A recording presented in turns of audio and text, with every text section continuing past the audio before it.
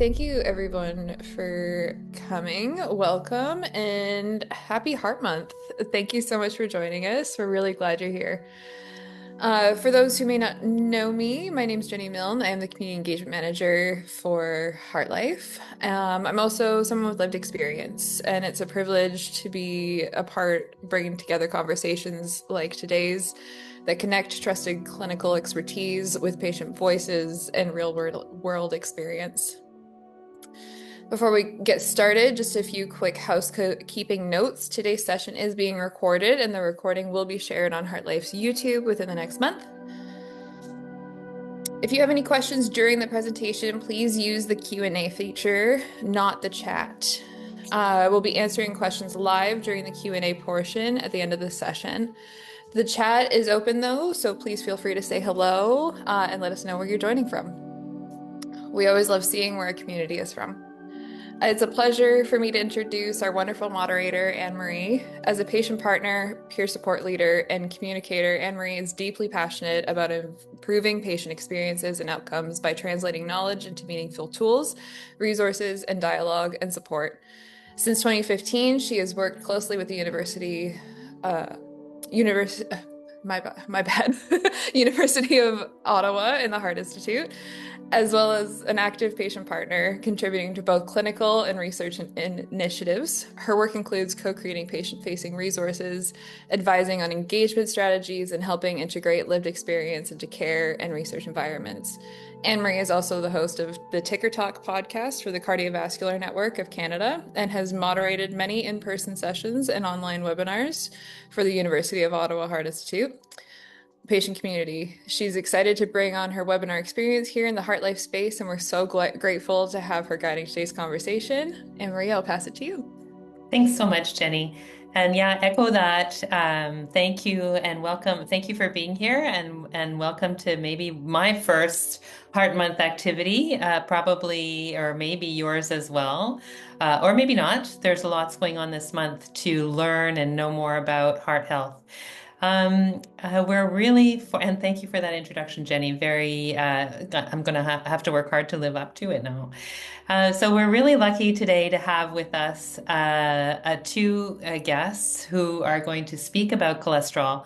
Today our focus is on cholesterol management, what it is, how to manage it, what we should be thinking about, we should be concerned about. So Dr. Rob Hegley is a professor of medicine and biochemistry at Western University and a cholesterol specialist who works at the University Hospital in London. He's cared for more than 4,000 patients in his practice. He's known internationally for his research on the genetics of cholesterol and lipids. His patients have participated in clinical trials of several medications that are now commonly prescribed for cholesterol management. He was recently inducted into the Canadian Medical Hall of Fame and the Royal Society of Canada. Thank you, Dr. Hegley, for being here with us. Debra Quercetti is a person with lived experience of a heart condition. She's an author and artist, has written and published 2 children's books. Prior to focusing on her creative endeavors, she had built an extensive experience in the healthcare sector. She now enjoys exploring the value of presence, slowing down, seeing, feeling more, and allowing the brush and oils to create paintings that are pleasing to the eye and soul that you can see a little bit in the background there. So welcome, Debra, and thank you also for being here. So we're going to start. Debra's going to kick us off with a bit of the story of her lived experience, and then Dr. Hegley has offered generously to use his time for an extended question and answer period. So prepare your questions as we go through, as you're listening to Debra. Whatever you're thinking about when it comes to cholesterol, get them into the Q&A function so that we can kickstart our Q&A session after Debra's presentation. So with that, I'm going to hand it over to you, Debra. Let's hear. Okay, good. Well, I guess it's good afternoon to most people, right? We just swapped over to afternoon. I'm on the West Coast as well. I'd just like to thank Anne-Marie and the team here for allowing me to share my journey. I think as a person with lived experience, it's really important for us to just share our journeys along the way. I've found that the support groups have been extremely helpful for me. So for the next few minutes, I'm just going to share my cholesterol management journey as part of my heart health and just real world challenges, what I experienced and what I went through. Um, and as Anne Marie said, I'm 70 years old, retired from putting, interestingly enough, 45 years putting systems in hospitals. And yes, I'm now taken to the more creative endeavors of my life. So, by way of introduction of my heart health, I have mild to moderate coronary artery disease, CAD, hypertension, and familial hyperlipidemia. So, this combined with my family history places me at high risk for arteriosclerotic disease and making cholesterol management a major concern for my health. So, also just in early 2023, following my first bivalent vaccine for COVID, I developed atrial fibrillation, and I went through over the next year more than a dozen hospitalizations for cardioversions.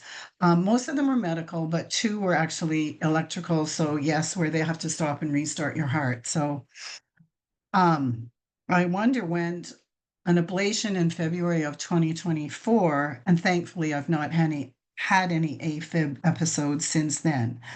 I will point out that anxiety played a huge role in this period, but that's a whole nother story. Today, I'm going to focus on my cholesterol.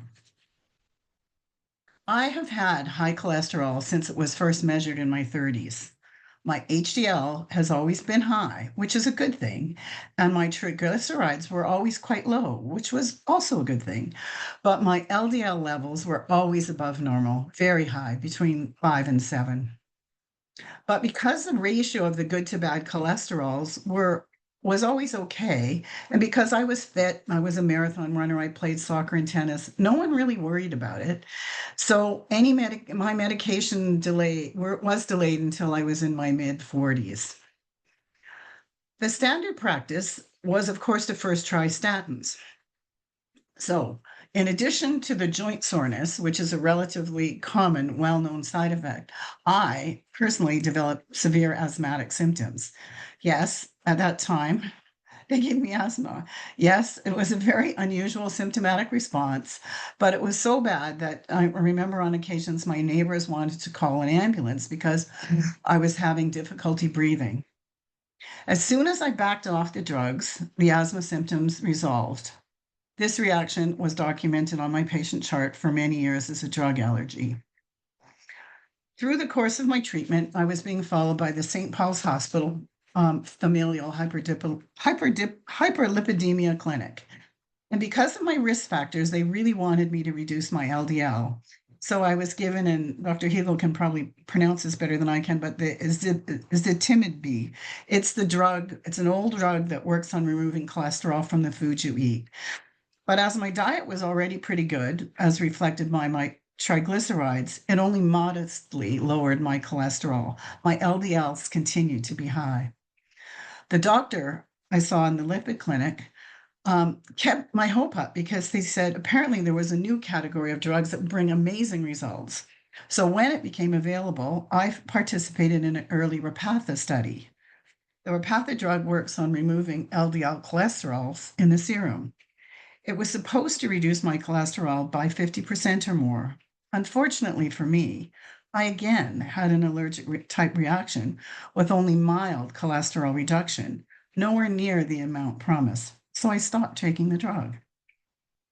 Then the fight began between me and the doctors over what to do. I changed my diet as much as I could. The lipid doctor was wonderful because he knew my diet was good based on my triglycerides. And he pointed out that my high HDL was probably genetic due to my Northern Italian ancestry. So we bided our time. As a side note, I've never had a McDonald's hamburger in my life. I was a vegetarian when I first came to Canada, and my Doukhobor history meant that half the family didn't eat anything with four legs. So I've never really been a big red meat eater either. So, despite all these efforts, my overall cholesterol stubbornly stayed in the 5.5, 5.6, 6 plus region. So, as time went on, I'm now into my 50s and I had a stress test and I was diagnosed with mild CAD. I continued to fight with the physicians about how much more could I do. So at that time, I even tried the precursor drug to Ozempic called Victoza around 2016 to try to lower my weight to see if it would lower my LDLs.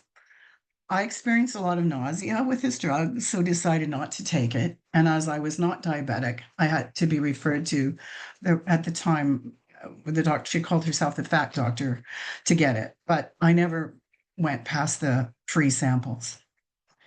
But for all of you listening, what I remember about that time, it was really hard for me to know what or who to believe. There were articles published generally about how cholesterol is not bad for you because your body makes it and you need it. And the statins, the side effects are bad for your health. Maybe it does more harm than benefits. Eat eggs, don't eat eggs. It was very confusing.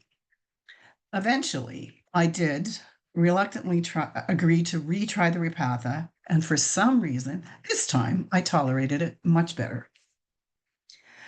The difficult part of this decision was that it cost $675 a month.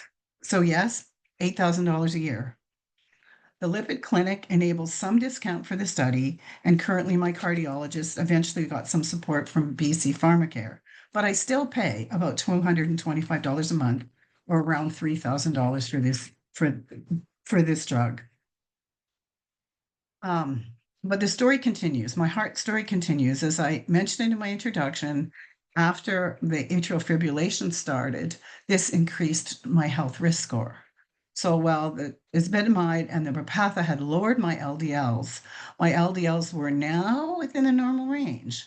But because of the atrial fibrillation events and my CAD slightly creeping from mild to moderate, my current cardiologist wanted my LDLs to be under 1.8. That was the target. So she asked me and encouraged me to try the statins again. It had been around 20 years since I had tried them. I reluctantly agreed. So we worked out a way to start because of my reaction history. We agreed to start with a 5 milligram dose of rovastatin once a week and to see how I tolerated it, and then asked to slowly bump it up. So I bumped it up to twice a week with only a mild reaction. And when I bumped it up to 3 times a week, the asthma symptoms started to show up. So I currently manage 5 milligram dose 2 or 3 times a week, depending on how I feel. Any higher dose triggers asthma symptoms. But the really good news is that the statins worked. They worked.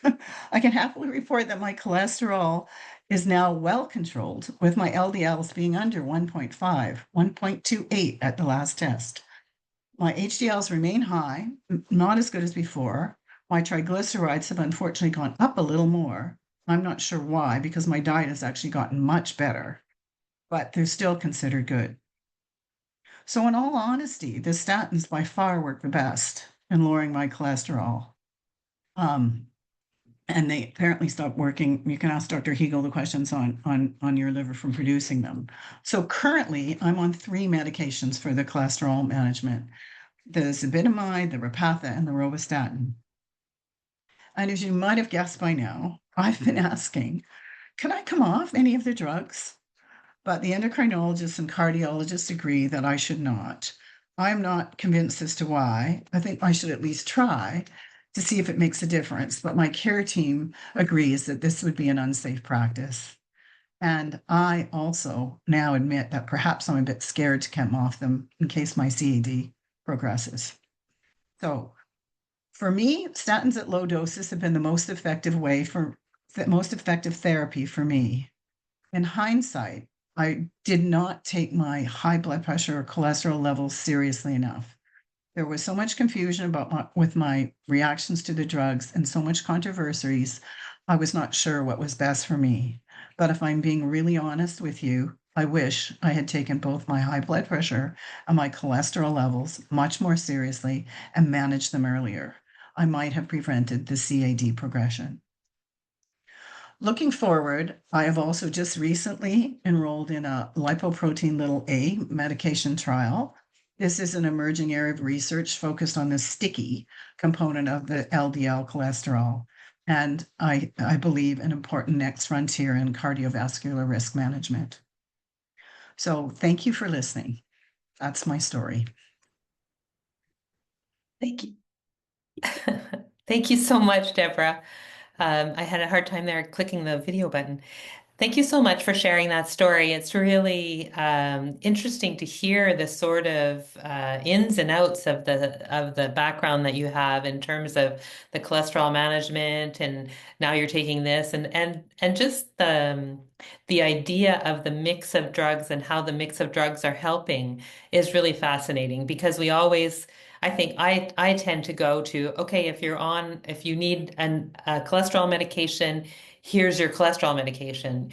You don't ever kind of think, okay, maybe I need a mix of cholesterol medications, So that's really interesting too. So with that, I think we're going to transition into our Q&A time. We've had some folks already enter some questions into the chat, or into the Q&A function. So that's awesome. I'm going to invite Dr. Hegley to join us back again. And I think maybe before we launch into either Deborah's questions or the ones that are on the chat, maybe Dr. Hegley, if I might just launch the session with the first question, and Deborah alluded to it a little bit, that the conversation around cholesterol seems to have transitioned from, the LDL, HDL, triglyceride space into this kind of space about lipoprotein A and apolipoprotein. And so can you tell us a little bit about that transition, what we need to know about that, and what we need to be thinking about? Very well. So yeah, thanks, Anne-Marie. Thanks also for the invitation to join you and to speak to you. And I wanted to wish Happy Heart Month to everybody. If that's the appropriate sobriquet or platitude. But and then also I wanted to thank Deborah for sharing the story of her health and her journey, so that's been quite a journey that you've been on, but it seems now that you are on the right track and are providing a really good, I would say, insurance policy for your heart, like a guaranteed investment certificate for your heart, going forward with the treatment that you're on. So thank you for sharing that. Not all patients are not all people are so generous with talking about their medical history. And so you did actually raise many of them. So you can see I'm an old guy. I have been working in the cholesterol area since 1987. So I wrote my first statin prescription for an old-timey statin called lovastatin, Mevacor, in 1987 as a medical intern when they first came on the market in Canada. So I've had patients now on statins for 40 years, almost 39 years. And so I've seen everything, and so definitely, yeah, they do have side effects. On the other hand, we have them for a reason, because statins work. They've been proven to extend life, prolong life, keep people out of hospital, reduce the risk of heart attack. Something like the following is that for every 6 months that you can take a statin and keep your LDL at an acceptable level, like whatever that is, 1.8, you mentioned, Deborah, so that's our current Canadian guideline target. So we know that for every 6 months that you take a statin, you gain 1 month of life. So it's so with in other words, free of disease. You've prevented or delayed by a month. So it's that sort of ratio. So they are, and in Canada, millions of people take them. And fortunately, most patients don't get side effects. But I would say, in my experience, maybe about 10 or 15% of people do get something, usually muscle aches, and then sometimes rarer side effects. So the asthma that you experienced, I have had a few patients with that, but it's actually a relatively uncommon effect. Anyway, well, I have lots of things that I can mention, and I can go on. I think maybe what I'll do is I'll react to the questions. But I will start with Anne-Marie's question. So in the past, and still we do. I mean, our guidelines in Canada and the guidelines for cholesterol around the world are still centered around actually LDL. So we had, HDL, high density, kind of, I think of it as happy, H happy, so that's the good cholesterol, and then L lousy, that's the bad cholesterol, and then triglycerides, which are yet another form of fat. But the way I think of these particles, so LDL stands for low density lipoprotein. That's the full kind of medical term. So that last L, lipoprotein, so it means it's a mixture of a lipid or a fat and a protein, lipoprotein. And so if we look at these LDL particles, they're actually little particles. And if we look at them under a microscope in the bloodstream, they look like, the way I explain it to my patients is they kind of look like mini micro M&M particles or little mini micro Smarties, maybe Smarties in Canada. And so the chocolatey center is the lipid, is the cholesterol, right? And then the candy coating is the protein. Remember I said lipoprotein, lipid protein. So that particle altogether, that's what it looks like. And so and these go whipping around. They're little tiny particles, and we need some. So God made cholesterol for a purpose. So we need, our bodies need some, but we don't need a huge amount.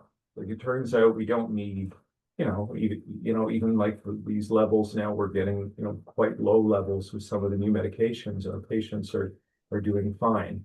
So we need some of it. It is definitely, serves a biological role. We don't want no cholesterol. So fortunately, that's even with medications, it's impossible. But the real issue in our society is too much cholesterol, too many of these little LDL particles. So why are they bad for you? What's the deal with these parts? I'm eventually going to get around to answer your question, Anne-Marie, and then we'll do some other Q&A. These little microparticles, they're like whipping around in the blood. They're delivering cholesterol to cells. Cholesterol, plays roles. It helps the body make hormones. I mean, there's many things that cholesterol does within the body. But in these particles, if there's too many of them, they start sticking to the inside of the plumbing, which are your arteries, your pipes, your internal plumbing.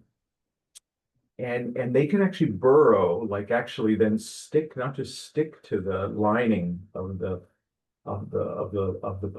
plumbing, but actually burrow into the wall and become permanently stuck there. And then when the artery heals, there's a little bump. It's kind of like the Princess and the Pea, there's a little bit of a bump there. And then that's prone to more damage in the future. And if there's more cholesterol, more of these particles that get insinuated and become permanently part of the arterial wall, and then it starts to impinge on the interior of the artery. And so then you can go from like 5% blocked, and then it can grow to 10%, and then it can grow to 30%, and then it can, and even 50%. Like our bodies can tolerate quite a bit, even if the artery is 50% blocked. Well, the glass half full. So yeah, there's enough blood getting through, no problem. But it's really then when those blockages get more, higher than that, 70, 80. And then they can suddenly go from 50 to 100. And then once it's totally blocked, then you're in trouble. Then, no blood getting through to the heart muscle and so on. And then you need to like either put a balloon in there, just kind of squish it open, scrunch it open, and then stick in a stent to hold it open again, so that you kind of like the plumbing, it's a plumbing issue, really, a medical plumbing issue. Or you can build a bypass. You can, if it's so blocked, you can then open up the chest, take a healthy blood vessel from elsewhere, and build a bypass that goes around the blockage, and then resume the blood flow that way. But hopefully, and we have great surgeons. I mean, you in BC, I mean, all across Canada, we've got like amazing surgeons, amazing coronary care, and and amazing cardiac rehab. But my mom taught me, an ounce of prevention is worth a pound of cure, and so we would try to prevent that from happening. And so we find that the statin drugs are a little bit, and then these other cholesterol treatments, it's a little bit like, so if these are plumbing issues where we're like dealing with blockages of plumbing, then medications that we're taking on a daily basis, it's a little bit like taking Drano every day or taking liquid plumber a little bit, just to keep your arteries, keep the cholesterol low enough so it's not getting stuck. And it's a lifelong. I mean, I wish it was the kind of thing where you could like treat it for a week and then you're cured, but that's not how it works. So fortunately, it is treatable, but it's chronic treatment. It's like treating your blood pressure. It's the same thing. It's not like one and done, and then you're cured. So the same issue with cholesterol. Anyway, so you had mentioned then, Anne Marie, this ApoB. So remember, if I now you go back a few minutes when I was talking about the Smartie or the M&M. So the chocolatey center is the cholesterol. So that the cholesterol is actually the cargo in these little particles, and that's what gets stuck in the artery. And then the candy coating on the outside, that's the protein, and that's called ApoB, apolipoprotein B. So when doctors measure these particles, there's two ways to measure it. You can either measure the amount of chocolate, that's the LDL cholesterol, that's like these readings of, 4 or 5 or 1.8, or you can measure the candy coating. You can measure the amount of candy on the outside, and that's the ApoB. And so we found recently that in fact the technology that measures the ApoB, it's kind of telling you the same things, the two ways of skinning the same cat, but the ApoB is a much more accurate test, actually.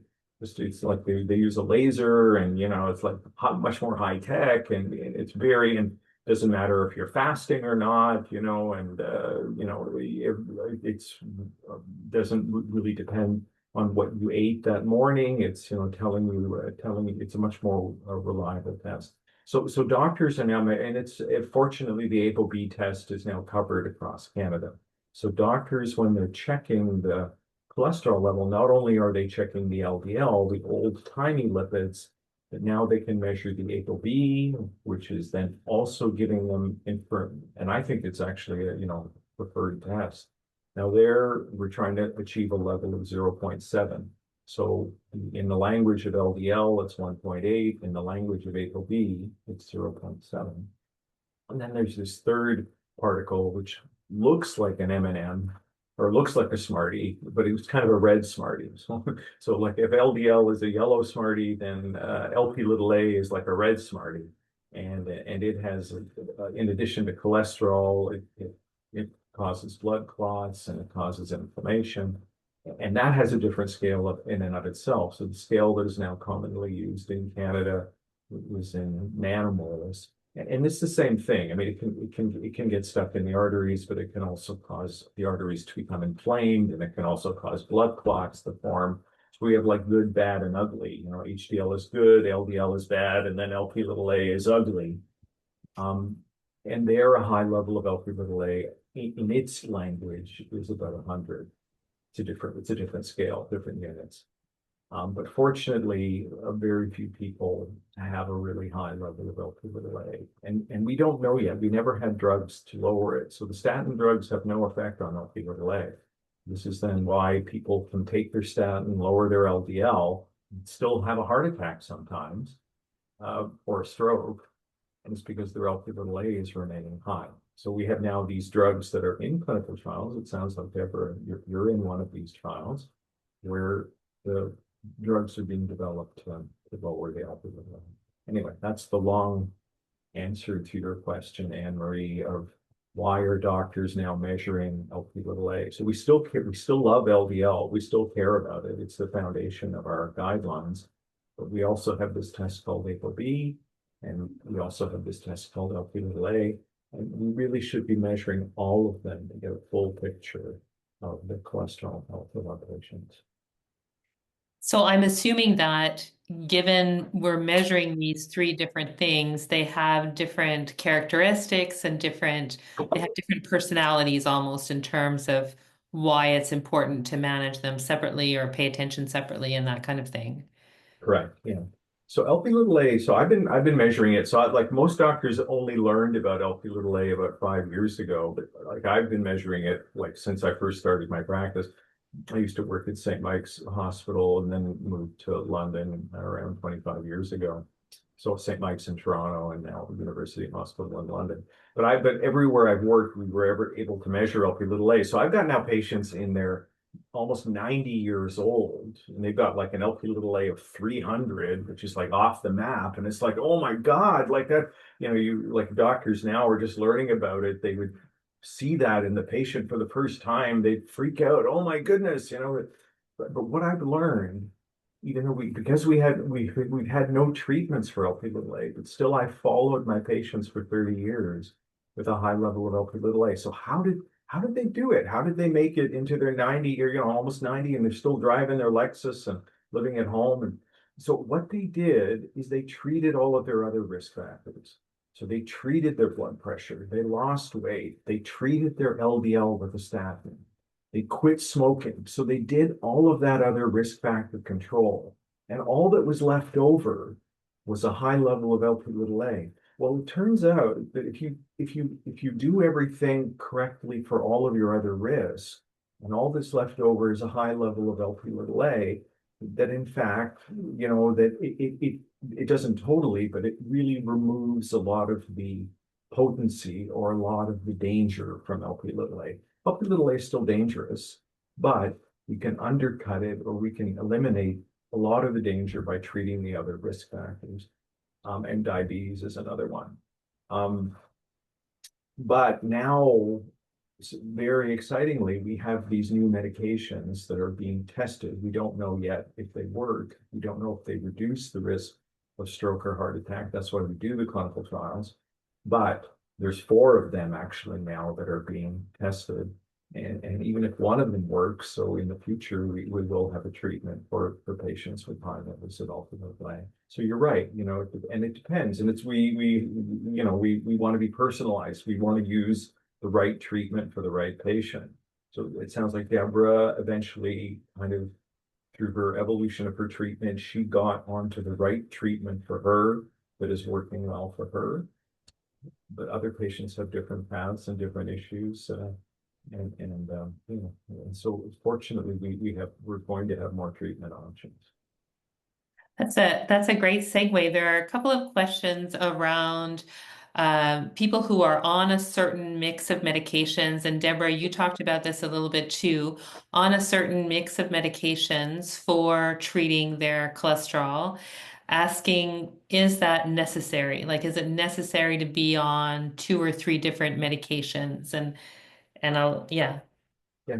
So just again, I'm trying to keep it brief and keep it simple. My problem is like I could talk for a long time, so I've got to try to keep my comments short.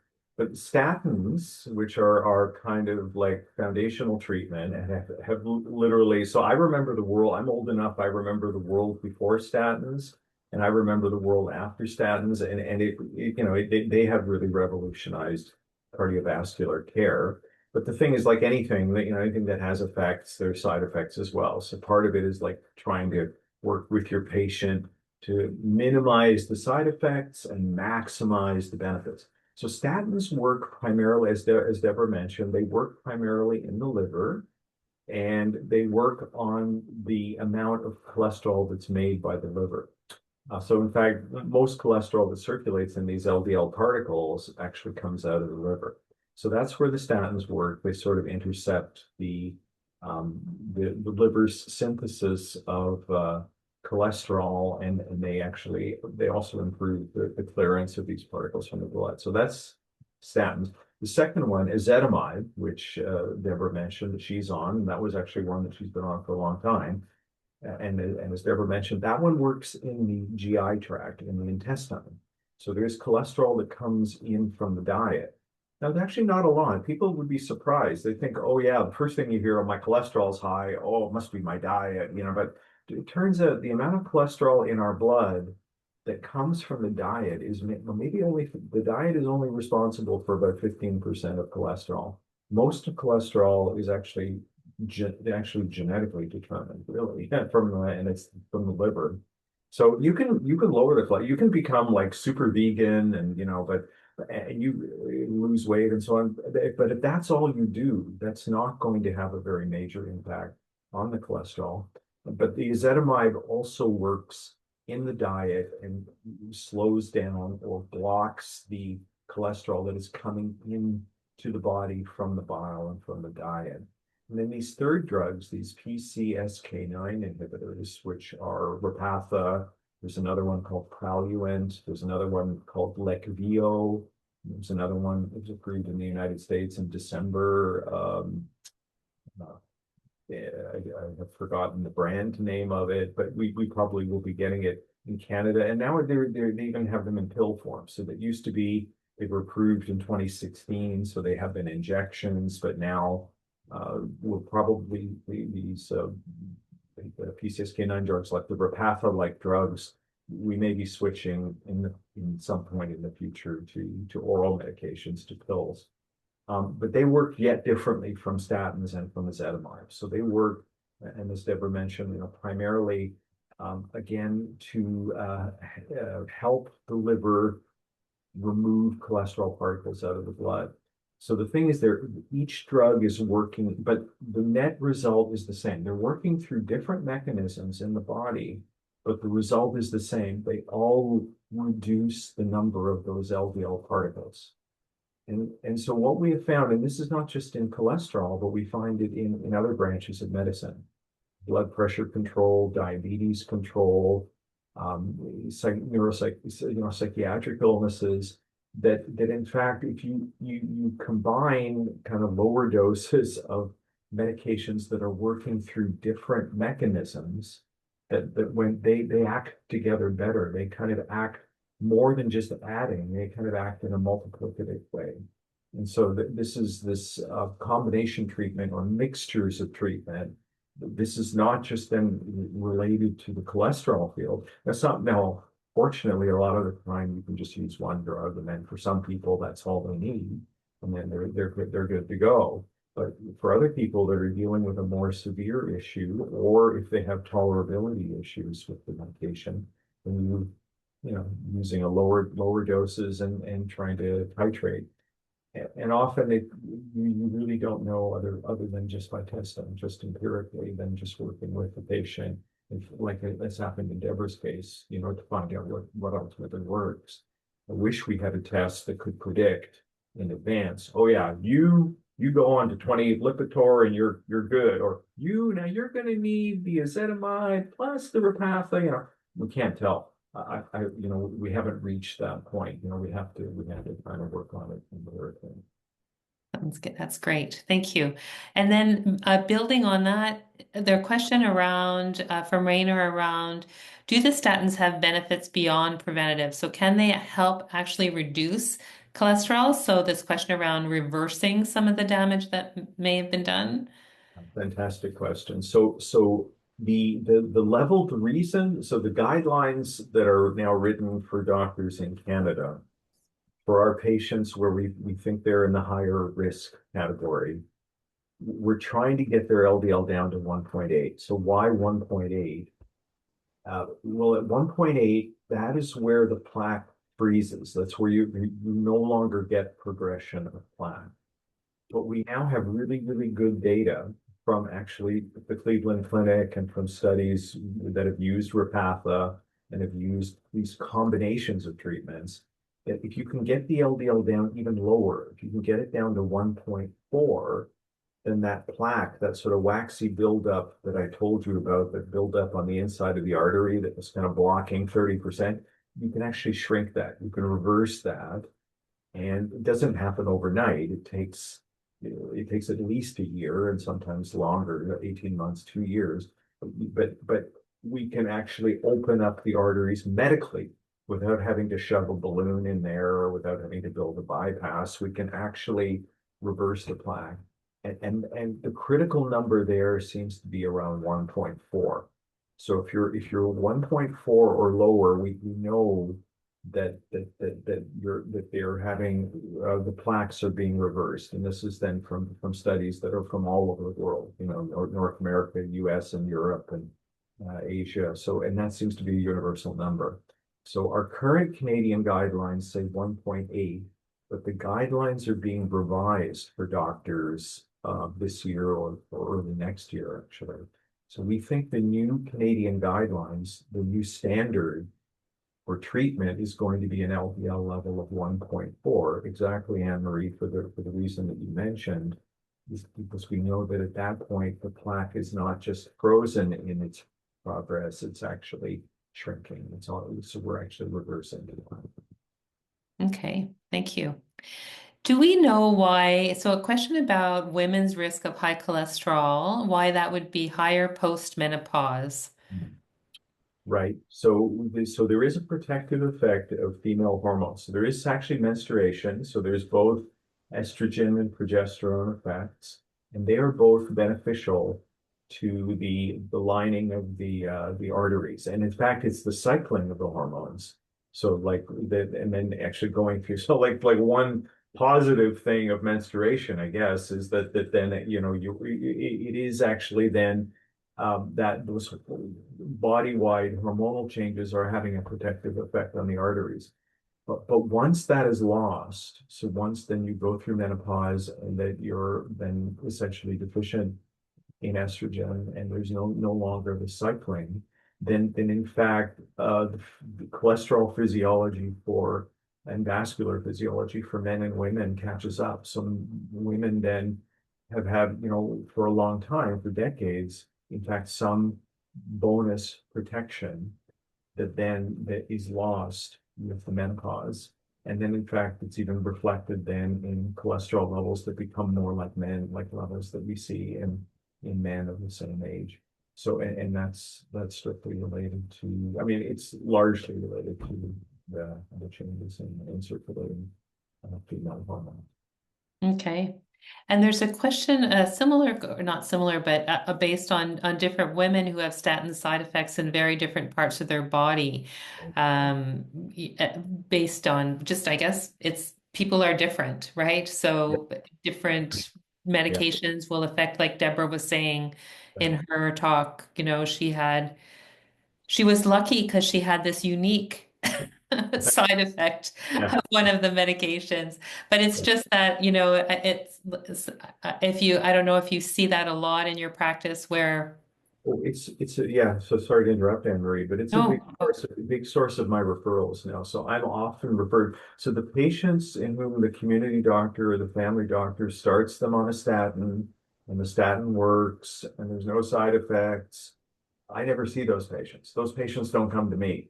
What I see in kind of higher enriched demographics are patients then who are tried on the statin, they develop a side effect, and it's about 10, as I said, 10 to 15% of people will get a side effect on the statin. So the good news is that 85 to 90% don't. So that's great.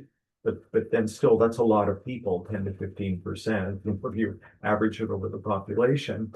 The most common side effect by far is muscle discomfort, muscle cramps, or muscle aches. And so this is typically in the calf or in the thigh or in the shoulders, or the large muscles of the hand. A related side effect sometimes is joint pain, so pain in the fingers and in the hands or wrists. And these are annoying symptoms for sure, and they're real, and they are an impediment to taking the medication, but fortunately they are reversible. So when you stop the statin, and statins, typically have a half-life somewhere between 24 hours and some of them for 5 days. So once the statin is cleared from the body, then these side effects go away. So they're not permanent side effects. So that's the good thing. And we have 5 different kinds of statins in Canada. So they are not, it's not that every statin will always give the same side effect in every patient. So sometimes there are in fact a couple of the statins, fluvastatin and pravastatin, which are less likely to cause side effects. So one thing that we often try is we try the milder statins, kind of the more, we call them more natural statins, or we do the alternating day dose. So just exactly where Deborah has ended up on. So I've got around maybe 300 or 350 patients that are on alternating day. So usually 3 days a week, Monday, Wednesday, Friday, then you get a break on the weekend. So it's like whatever it is, let's do the 10, Monday, Wednesday, Friday, and then you get a break. And then, as with Deborah, it works. They can tolerate it. Sometimes they don't get any side effects at all. Sometimes they get a little bit, but they can tolerate it. And importantly, it works on their LDL. But other side, but I've learned, again, when you're an old guy like me, you've seen all. So I've learned that any patient can get any side effects. So I listen to my patients, but anyway, by far those side effects that I just mentioned are the most common. But we do have tips and tricks to minimize them. So like mild statins, natural statins, or alternating day statins, or ezetimibe. And ezetimibe is not a statin. It works in the intestine. So that has like the world's mildest drug. It has zero side effects. The injectable drugs really don't have those muscle side effects. And now there's a new drug that is coming to Canada, bempedoic acid, Nilemdo, I think is going to be the trade name.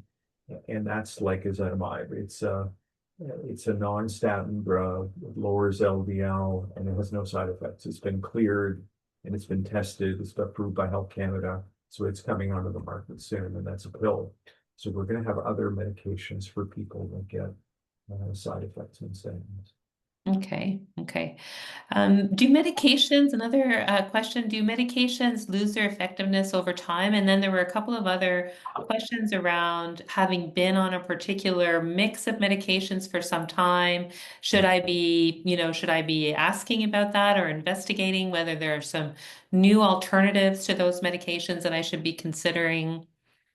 Yeah. So the second question first, I think it's always good. So there are sort of some different philosophies that doctors have when it comes to and then by extension patients, which is like fire. Like the first thing is just fire and forget. You start on the treatment. Okay, you're on the treatment. Okay, see you later. Have a good life. And then they never check it again. They never check the cholesterol again.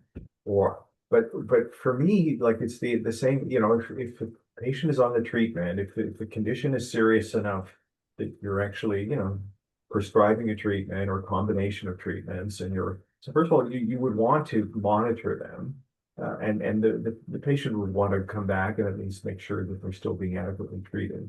So yeah, so with time, I mean, cholesterol naturally wants to go up as we get older. I mean, that's just the natural trend for cholesterol. For anybody, whether you're on a medication or not. So one thing is if we want to make sure that you're adequately treated, you still do need to come back. We usually recommend once a year just to make sure the treatments are still working for you.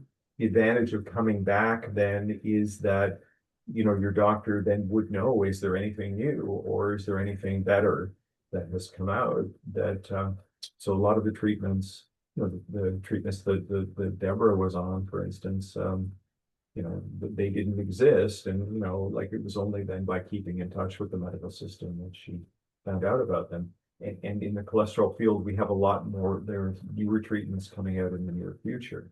So the only way you would really know about that other than doing your own research, but then, keeping in touch with your doctor, keeping that link with your doctor or healthcare provider via emails.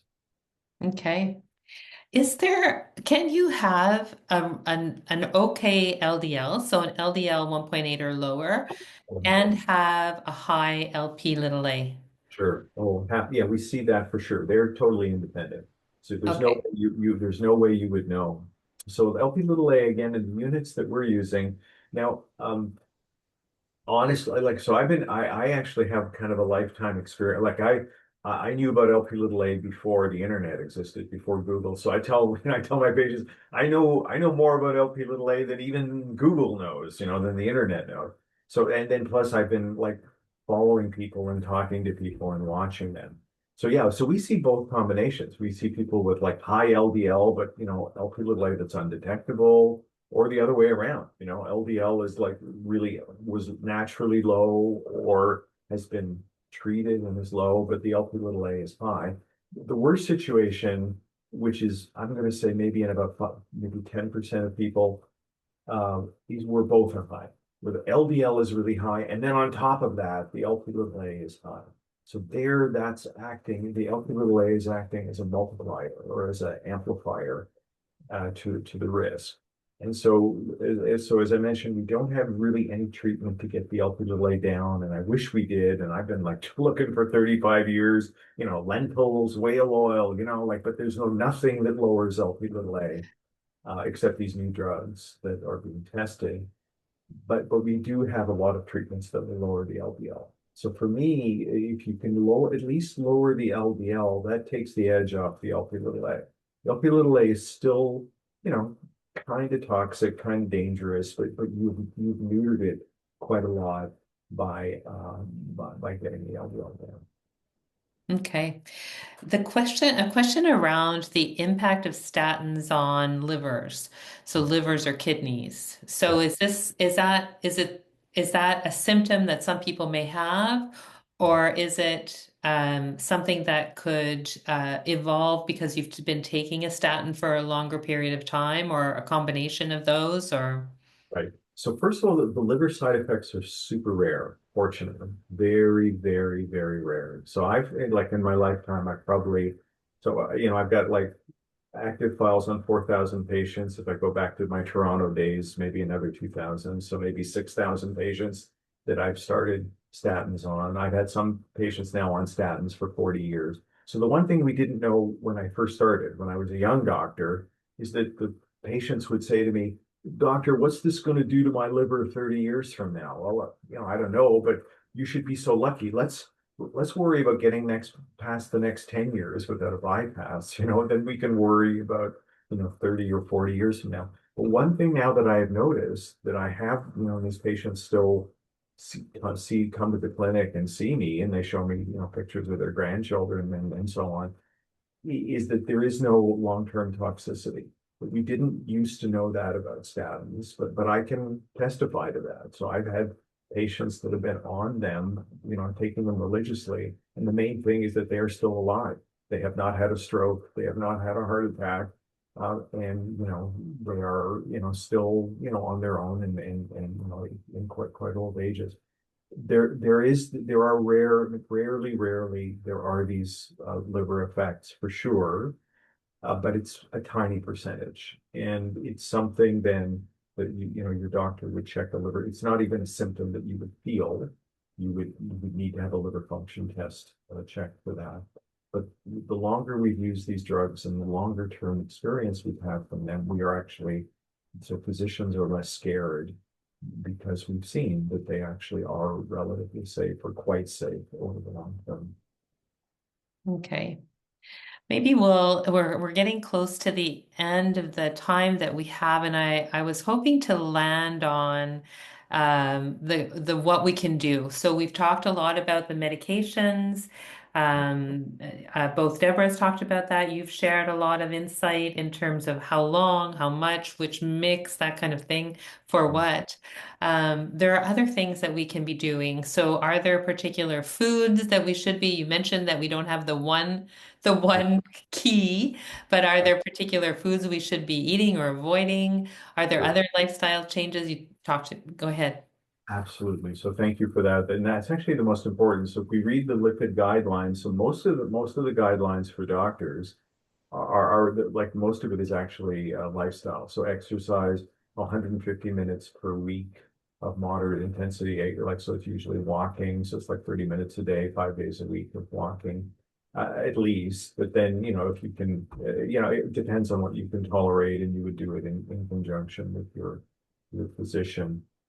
You would not overexert yourself, but certainly exercise is a really important component. And then in terms of the diet, I would just recommend, some sort of diet where there is, it's prudent. And because there's not one size that fits all. So for example, with the keto diet, that's like really popular these days. There's a fraction of the patients that go on the keto diet and they lose weight and they feel better about the way they look, but the cholesterol in their blood shoots to like 10. And there was, wow, what's going on? Like, I feel great. Well, yeah, you feel great, but metabolism is a complicated thing, and the keto diet is like rich in, fats and saturated fats. So for a lot of people now, a lot of people, the keto diet, they actually can improve their lipids with the keto diet. So there, the main thing with the diet is really portion control, calories. If I were to say in general, try to minimize trans fats, try to minimize saturated fats, processed foods, anything that when you touch it with your fingers and grease comes off on your fingers. Yeah, you can have that once in a while, but that should not be a staple part of the diet. Vegetables more often, fish, chicken more often, less often red meat. The diet helps the medication work better. So the diet on its own is not going to cure your cholesterol, but the diet allows you to use a lower dose of medication, or perhaps using one medication instead of two, or using two medications instead of three.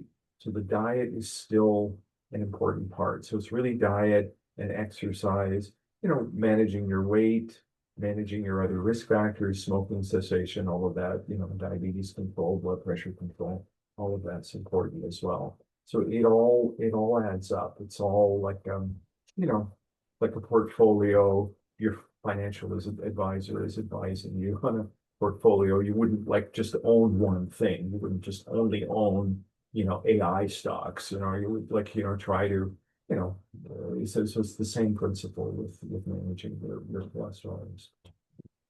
All right. Well, thank you so much. We have a couple minutes left. I don't know if I can sneak in a couple of more questions. There's one about, does cholesterol stick to the endothelium if there's no inflammation present? So it's a great question. So what happens if it's probably the two are intimately linked. So the cholesterol can actually trigger inflammation, and it's the oxidized cholesterol. So cholesterol actually becomes just like butter, like any fat exposed to oxygen for too long will become oxidized. So oxidized cholesterol then can injure the artery, and then that actually can trigger inflammation, and then it becomes a doom loop. It becomes a vicious cycle. More inflammation, more cholesterol, and then it just feeds upon itself. But the cholesterol can often be the inciting event that starts the inflammation. Yeah. Okay. It is, can LP little a continue to increase over time, Yeah. or does it just need? That's a really important point. So LP little a is almost 100% genetically determined. So the level that you had as a baby, that's the level you have now. So LP little a, is pretty much fixed throughout your life, and there's nothing that we can do using current treatments to lower it. I mean, there are these weird things, N-acetylcysteine. I mean, there are these but nothing that we could do in practical terms that can lower LP little a, except for these new medications. Now, patients who are on dialysis, like end-stage renal disease, they can develop quite high LP little a. But in general, for somebody who doesn't have chronic medical condition, the level that you were born with is the level that you live with through your whole life. Okay. Okay, that's great. Thank you both so much for this conversation. Debra, sharing your story so openly with us, and the insight and the ups and downs that you've lived through. I really appreciate that. And Dr. Hegley, the way that you share information, and it's so understandable and so helpful. I hope that the folks who have participated in the webinar benefited as much as I do, as I always do when we connect and talk. So with that, I'm going to hand it over to Jenny to close us off. Wonderful. Thank you so much, everybody. All of your questions. We had almost 40 questions, and I wish that we could answer them all. I really hope. I'm so sorry. Why we've been saying it a few times. I can't remember how to pronounce your last name. I'm so sorry, Doctor. Dr. Hegley. Hegley. Hopefully we can maybe convince him to do a Ask an Expert one day, because there's so many wonderful questions. For everybody that is asking, yes, it will be posted on HeartLife YouTube. This whole session has been recorded. Look out for it within the next month. We'll send an email to all our participants when it's live and when we have a new session. It's not posted yet, but we do have another session for the E3 series on March 11th. So stay tuned for all of that. And thank you so much.